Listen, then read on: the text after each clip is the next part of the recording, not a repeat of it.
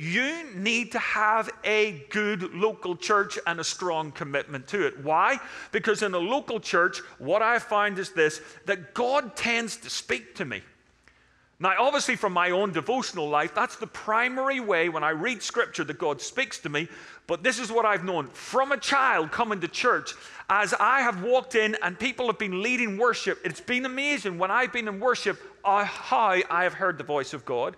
But also when someone starts preaching, how God has spoken to me in the past. Families in here, think about this. The best thing that you could do outside of setting up personal devotions and family devotions is getting your family committed to a local church.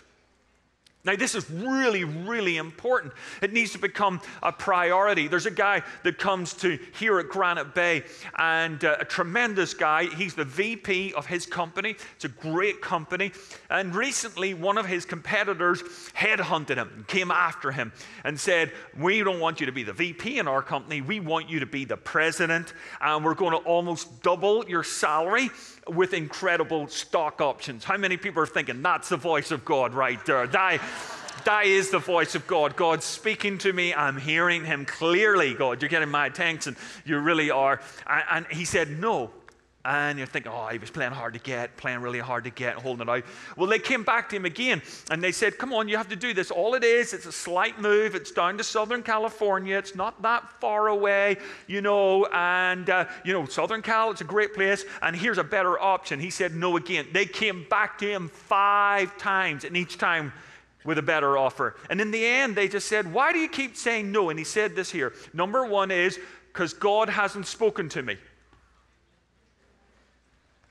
Isn't that the bedrock of our lives, everyone?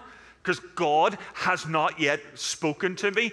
And number 2 is this, because I love my local church. Isn't that amazing, everyone? And my pastoral response to that is, whoa, amazing, praise God.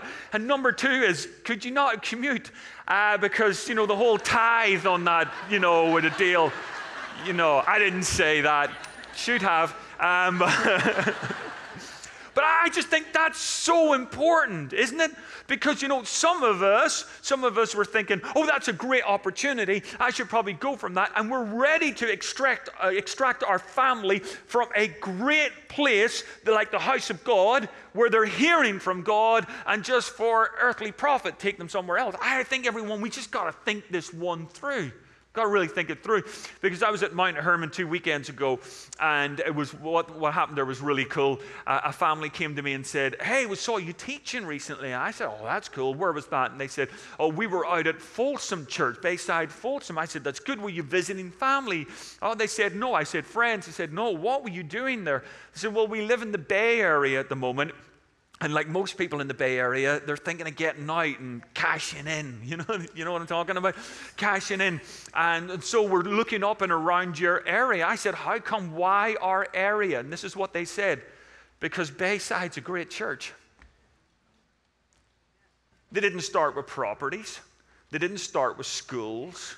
They've got a family, and they just thought, if we're going to move as a family, the first thing that we're going to look for is not even the best property prices. The first thing we're going to look for is a great local church. I think that makes a lot of sense, everyone.